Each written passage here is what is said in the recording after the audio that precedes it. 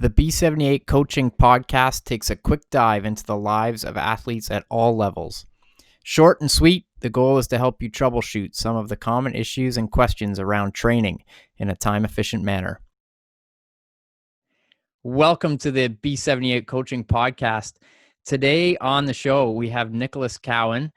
Nicholas is do you call you Nicholas or Nick?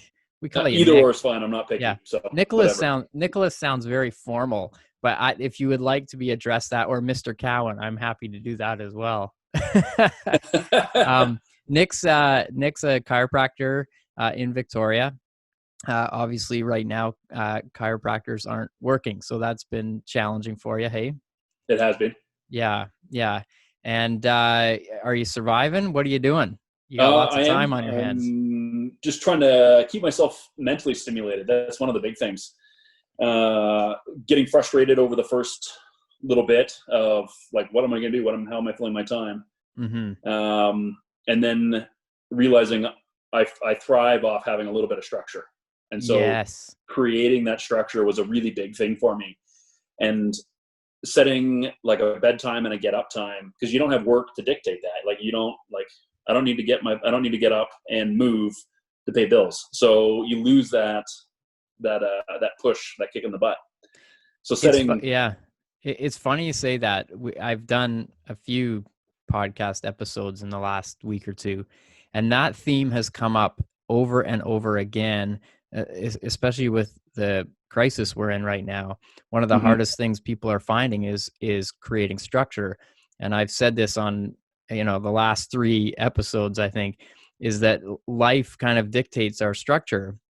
Like we have a time that, if you have kids, they have to be at school at a certain time, or if you have a job, you have to be at work at a certain time. So we are kind of forced into this structure, which is good and bad, but in a way, like we kind of thrive off that. Like we seem to do, that's my dog going crazy, probably at a animated thing on the TV.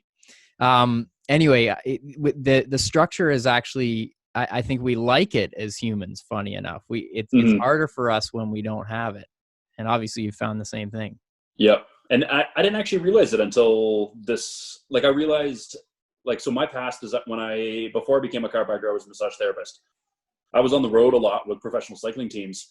And I was excited. It was a lot of fun because it was the thrill of being on the road and working with professional teams and professional athletes.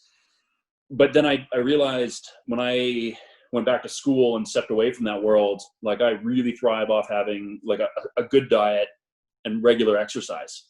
And those are things you miss when you're support staff with teams.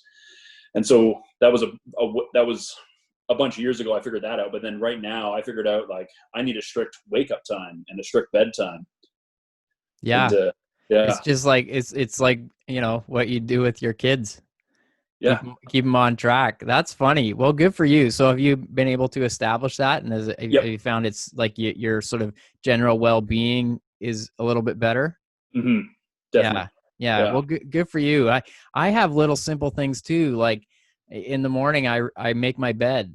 I mean, I don't need to. I've started doing that too. Yeah. And it's funny because just that one simple act of making my bed makes me feel like I'm kind of on top of the day a little bit more. Yeah. Hey? And I actually, that's another wacky thing is I've became a little obsessive compulsive about sleep structure and creating that sleep atmosphere and developing that right from childhood, actually. And so like making my bed is now a new part of it. Wow. Isn't that funny? Humans are so weird. Yeah, totally. and like here, I'm going to go off on the weird end here. So I bought an essential oil diffuser. Okay. For my new place. And so the game plan was just to get rid of like single guy smells, right? Like, okay. Like women have a different smell than guys do. And like we stink. So I bought this diffuser just to get rid of smell. And so now I've been like, so in the morning I'll put something invigorating in that, fills the room and gets rid of like my nighttime breath. And then I've now started using it to create a sleep atmosphere and putting lavender in it and just having that lavender oil essence floating around my bedroom before I go to sleep. Wow. And has it been helping? I think it has. I think I sleep a little bit better. Yeah, And I that's think like cool. you just can't be allergic to it, I guess. But that's, one of the weird, wacky essential oil things that you can, like, what does it trigger? For me, it triggers shut it off and go to sleep. Wow. Yeah. That's really cool. I kind of want to come over and smell your house. It's sort of forbidden at the moment, so I probably will leave it. Yeah. Yeah. Well, when it's appropriate, I can have a nice coffee set up too. So, Yeah, I'm not interested in coffee. I just want to come and smell your house. all right, that's fair. I'm just kidding. Just, Coffee sounds good too. yeah. Anyway, we sort of got off on a tangent, but I think it was relevant. I think it was good. And what I really want to dive into is, I know you're an active guy. I see every Friday morning. Mm-hmm. But really was just to ask you sort of what challenges what are the things you find the most challenging with your fitness regime and staying fit, and what are some of the hurdles or obstacles you're finding? Well, one of them was definitely creating a schedule. And so I've made it into almost a daily movement, like at least like some sort of 30 minutes of moving every single day. If it's something as simple as just walking around the block, nice and easy. I'm lucky enough that I've got a full run of kettlebells. So my weight training has kind of swapped into kettlebell stuff, and I've been utilizing that quite a bit. And limiting volume on some of the workouts. Like, we all have the ability to bury ourselves, but you have one day that you have a really hard run or any sort of hard exercise, and then the next day you're kind of like, you can't do it. Being a multi-sport athlete, you got to juggle all this stuff, and so you only have so much in the tank. And that has been one of them, is limiting kind of volume and load, so I can keep doing stuff almost every day. Yeah, and I think that's such an important thing to bring up. I think it's a concept people maybe don't understand very well, is that Mm-hmm. you can't be full gas every day. Right. But another way to look at it too is just to spread out your energy systems. So if you're going to do a kettlebell workout that's really hard and aggressive, I mean, that's really high end. That's as high intensity as you're going to get. And often the recovery for something like that can be as high as 72 hours for some people. Right. So really respecting the time and space between those really higher end ones is really important. And then, on the flip side, another energy system is hiking through the forest would be like, lower end.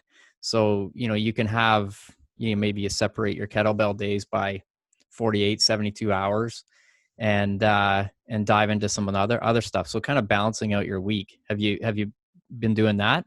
Yep. And that's something that and so, like, with our Friday mornings, when we usually meet up nice and early to do, and I rephrase it like you and Tony go for a run around the mountain. Like, I can't hang with you guys. I'm clearly not a runner, and I'm not fast enough. And then it also, like, with some of the rowing guys, those guys are gazelles too. Like, they could double the mountain by the time I could singly do it. And so I base my week actually around that.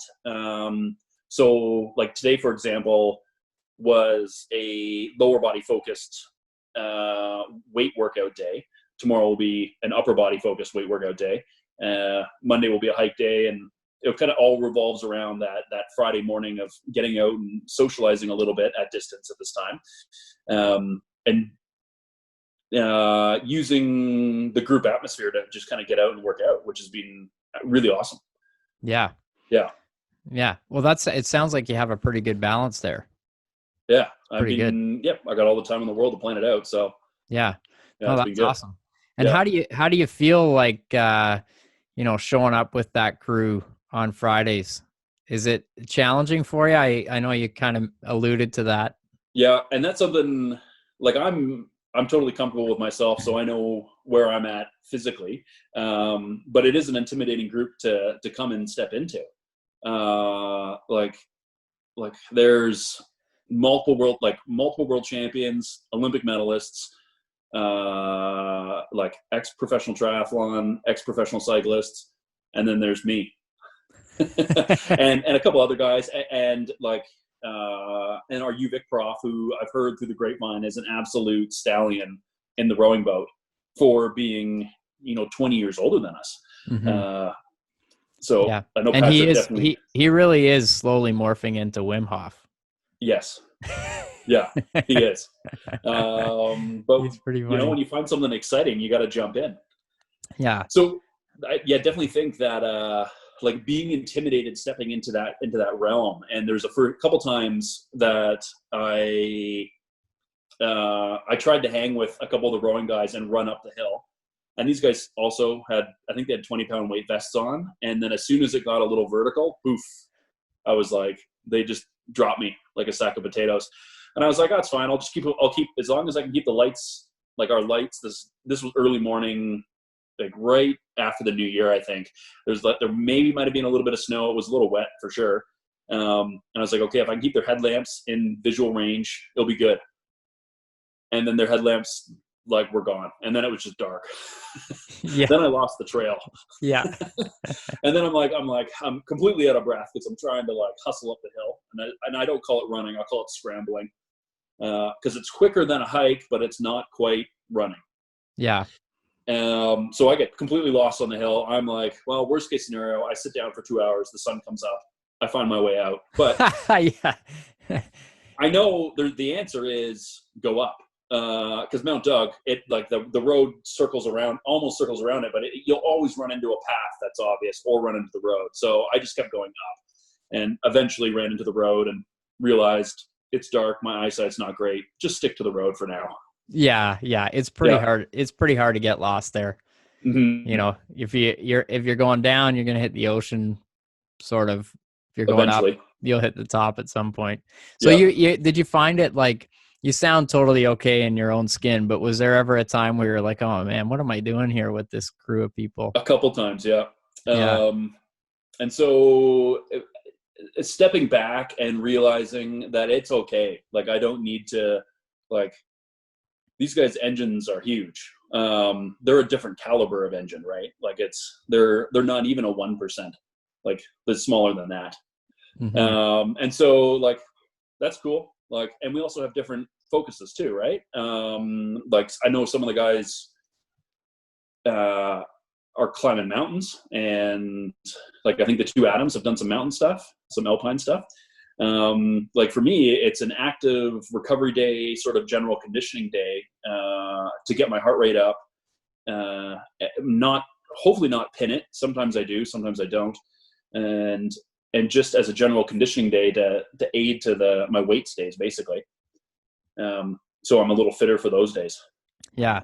Yeah. Well, yeah, totally. And I think you bring up a thing though that's pretty common for people that are maybe a little intimidated to join a group. Not saying you were, but I know there's that slight feeling, especially if there's some real thoroughbreds in the group. Totally. And I think that's a pretty common theme for people is like that initial intimidation to get with a group. Doesn't matter if it's, this group or a running group or, a new cycling group. There's always that little bit of hesitation or a little bit of like self-doubt maybe that you're going to fit in. And I think what most people realize, and even with this group, with the sort of decorated kind of status of some of the crew there, that what you realize is that they're all just there for a workout, like, and they're not, they don't necessarily see themselves in the same way that maybe everybody else does. Mm-hmm. They're just dudes who want like a hardcore kind of workout. And as soon as you kind of get past that point and realize, first of all, that, they just want to work out, but secondly, that you're not actually that far behind, like, then it's a lot easier. Like I've found that with any group I've maybe felt a little hesitant to join over the years. I remember when I joined the University of Guelph swim team way back in the late 90s, early 2000s, I was a terrible swimmer. I was a triathlete swimmer, which is means we're not very good. Even the top triathlon swimmers are, in the grand scheme of swimming, are not super impressive. And that initially, that first practice, I was just nervous and whatever. And then very quickly I was just like, you know what? Like, nobody cares. No one's looking at me. Who cares? Like, I'm just going to go and swim. And everybody else is usually so focused on themselves anyway, that Yep. my own sense of like self-worth and kind of self-consciousness in that situation evaporated pretty quickly when I'm like, you know what? I'm just here to swim, and so is everybody else. So Mm-hmm. I found that, but it takes kind of getting there and doing it to realize that. Otherwise, it's this distant thing that you're staring at that just seems intimidating. Yeah, definitely. Yeah. And that's like the group that we've been training with has always been awesome. They've like they'll step back a little bit, and usually they'll wait at junction points and they'll do air squats, push-ups, lunges or something, and wait for me to catch up. And like they're still working themselves out in another way, and then we'll hit the next section together. And then once again we'll hit that the transition, like the change in trail point. I'll wait for me to catch up, and then we'll keep going. Yeah.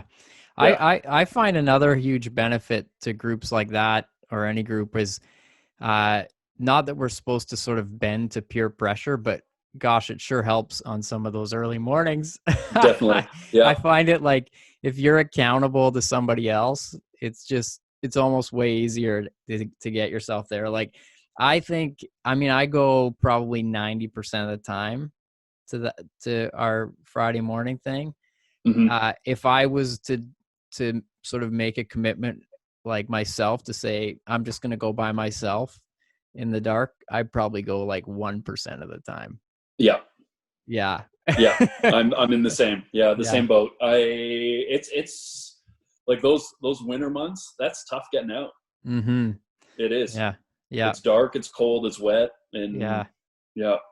Yeah. And I think I found that with lots of other things too. Like, it's not just that, which is a little bit nutty and extreme. It's like, anytime I wanted to really accelerate or get better at something, if I got with a group, or at least one or two other people, where suddenly my accountability went from just myself to like a small group, it was way better. I kind of explain this to people. I'm like, if you're going to go run by yourself and you say, I'm going to run at 9, like, chances are you're probably like going to actually run at like 9:30 or 10. But if you're meeting somebody at 9, you'll be there at 9. It's a weird psychological thing. I don't know what that says about ourselves. Maybe that's just me. Maybe I'm just like, have no self-discipline. But I think most people are like that. Yeah. Definitely. We'll put things off until I don't know, whenever we diddle daddle, I guess. We'll have that Yeah. extra cup of coffee in the morning before we go if we're on our own. But if we're going to meet someone, we'll make it happen. Yeah. It's almost like we respect other people's time more than our own. Yeah. Do you find now, I think you do, quite a bit of physical stuff on your own as well, right?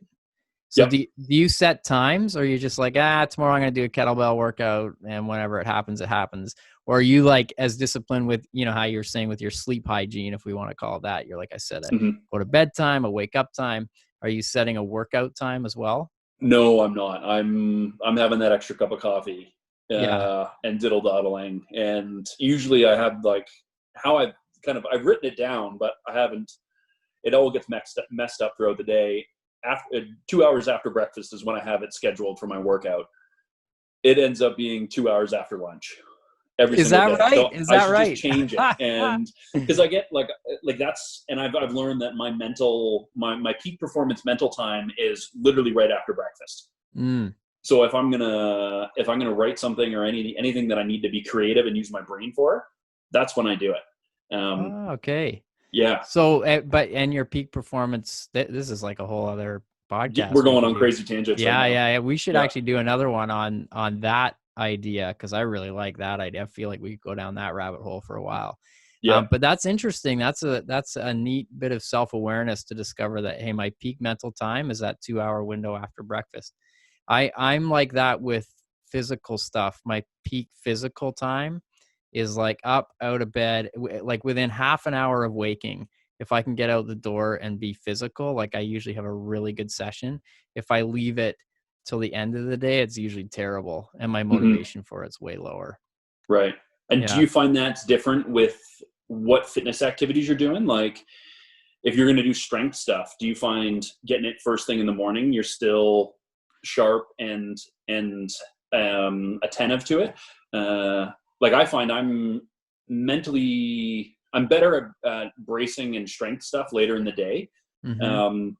For cardiovascular stuff, I think it's just getting the motivation of getting out the door, and then as soon as you warm up, you're good. Yeah.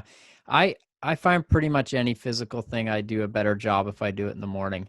And then like even strength stuff, although I'm very careful not to do really heavy strength stuff early. Like if I'm going to go to the gym, it's usually after I drop the kids at school, which ends up being, about 9 o'clock in the morning. But I've been up since 6. So my core temperature's up. Like I don't think I'd ever go to the gym at 6 and start really pushing heavy weight, but I'll happily get up and run at 6. And I think that's just like, I feel like I've fallen into a fairly good strategy without really planning on it, because I don't think it would be totally awesome to just go start, squatting heavy weight right out of bed. I'm not sure if we're really designed to do that. We should be probably good warm-ups better. Mm-hmm. Yeah. Yeah, there is a little bit of research that says like when we sleep, our joints and all the cartilage and all that kind of stuff absorbs water, so it becomes a little thicker, and it can get irritated a little faster. So we need to wake up, squish all that. We can squish that kind of the fluid out of the discs, and we're a little bit less susceptible to injury, I think. Yeah. Some of the studies that have came out. Yeah, I do remember reading at some point along the way to avoid really heavy lifting first thing, or even a really high intensity first thing, which is sort of not quite the same thing, but the loading on the joints and muscles are definitely higher. And funny you said about your peak mental time. My peak mental time is always, it doesn't matter what time of day it is, it's always after physical activity. Like if I'm not physical first, I'm absolutely useless. Like with my work life, if I get up and do a workout, I will do my work in half the time. And if I don't, I'm like foggy brained and I feel tired and I feel like like it's absolutely that. So sometimes I will put work off by an extra hour just to be physical first, and then I just feel way better. And I'm not imagining it. It's not I'm not making it up. I really am pretty useless if I haven't been physical. Huh. So, but you sound the opposite. You sound like you get up, have a good breakfast, couple cups of coffee, and now I'm in my peak mental time. Mm-hmm. Yeah. Yeah, that's cool. Yeah. Huh. That's we sort of operate a little different, because if I move my workout to the afternoon, I always feel like garbage. So, yeah. Anyway, we're like, I don't know, we're opposites. Slightly. Yeah. Yeah. Actually, probably has something to do with all the smelly stuff you got in your home. You probably have something very like invigorating in the morning to get your brain going. Maybe I just need that. It could be. Yeah. What do you use in the morning to get your brain fired up in the smelling scent department? At the moment, it's actually been peppermint oil. Oh, okay. So that's you sound like you know a lot about this. Maybe to end this podcast, you can give me one thing I should be smelling to get my brain alert, one thing I should be smelling to be physically awesome, and one thing I should smell to go to sleep. All right. So anything kind of invigorating, like you've definitely probably used eucalyptus oil at some point in your triathlon career. I know in the professional cycling world, those guys would put a drop on two cotton balls, stuff them up their nose before time trials. Is that right? And then as soon as that time trial, like they'll pop them out, and then boom, like they're wow. It's yeah. Who knows what? Maybe it just puts them in the mental state. I don't know if there's any. I'm going to become a weird essential oil chiropractor. I didn't want to go down this road. It's too late. But there is some good science that that they do trigger your brain. Okay. And that was something that was presented in school was each subject gets its own scent. And so before you just put some on the bottom of your nose, and so you study with orange for anatomy, and then you wipe it off, and then you change the scent for physiology, and then for different, and then when you write the exam, you put a dab of it on yourself, and then boom, your brain goes back into that state. No, that's a thing. Yeah, so it is a thing. So I see what you're saying now. So you use certain scents to study certain subjects, right? Reintroduce that scent when you need to recall. Yep. That can't work. Does that really work? I think there's a couple studies on it, and I think that it's the dude where's my car theory of where you. That is fascinating. I really think you should go like full gas down this road. Like, I'm almost sold on this. I want to go out and buy some essential oils and shove them up my nose. Yeah. That's really wild. Okay, so eucalyptus, peppermint can be stimulating as well. And I think there's some soothing stuff with peppermint, but I'm not sure. It's an uplifting scent for me. Yeah. And then I've got a citrus one that it smells like orange creamsicle. Okay. And that was just purely to get the scent out of my place. But it's nice. It's citrus. It smells good. And then cedar and sandalwood, I think, are pretty good. Yes. And then I've heard through the grapevine that they're like the aphrodisiac scents. So when it's cedar? I think so. I think that's what it was. Yeah, wow. Cedarwood. Okay. Yeah. So if you're in a dry spell, maybe get a diffuser and burn that. They diffuse that oil into the air. My wife will be like, "Why does it always smell like cedar in the house?"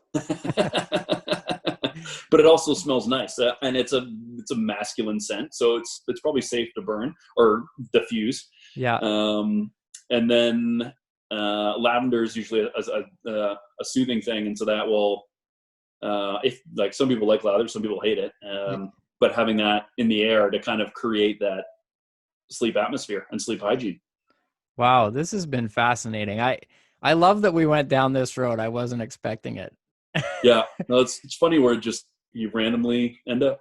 I think you should incorporate this as part of your doctor skills, is that you can prescribe certain things. So if people aren't sleeping well, you now sell like a line of, hey, you know what, you should have this, and here's a little, thing, whatever. What do you call the things that, do they heat the oils up and then it's like a humidifier kind of? Yeah, it's like a humidifier. Yeah. The diffuser, like you put water in it, and then you put a couple drops of the oil, and then I don't know what it does to create the bubbles. So I haven't looked that far into it, but yeah. Wow. I think that needs to be like a part of your business. I really think people would go down that road, especially like students, like, you know what, like always study physiology smelling orange, and then smell orange in the exam. I love that. So funny. Anyway, this has been awesome. Thank you for coming on. We got to get you on again. And what was the rabbit hole we were going to go down? Maybe we just went down it. Was it sleep hygiene? And then we stepped away from sleep hygiene and then went back to it, and kind of avoided the don't be intimidated with working out with anybody. That's right. Just make the leap and do it. Yeah. I think there's a few rabbit holes we could go down. I'm always happy to come back on and talk about whatever. Awesome. Well, I'd love to have you back on, and hopefully between now and then I can come over and smell your house. All right. Okay. Thanks for having me. Right on, Nick. Thanks for coming on, buddy. And we'll get this up soon. All right. Okay, buddy.